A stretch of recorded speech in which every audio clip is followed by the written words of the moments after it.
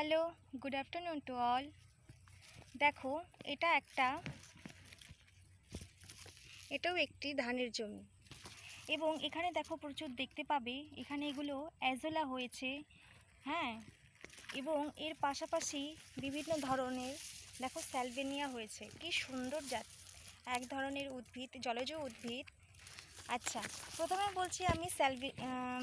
বলছি আমি এই অ্যাজোলাগুলো সম্পর্কে।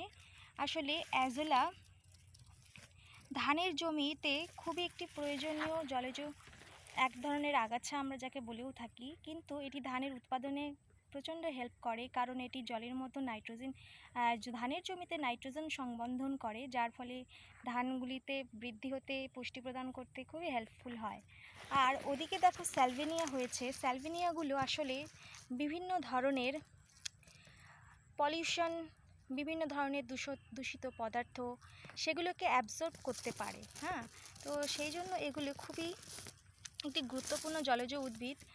এছাড়াও এরা কি করে, এরা শৈবাল জমিতে বা কোথাও কোনো বড় বড় পুকুরে শৈবাল হতে বাধা দেয়। এছাড়া সূর্যের আলোকে অ্যাবসর্ব করে এবং এদের নিচে যে সমস্ত ছোট ছোট জলজ প্রাণীরা রয়েছে তাদেরকেও এখানে আটকে থাকতে সাহায্য করে এবং তাদেরকেও হেল্পফুল করে।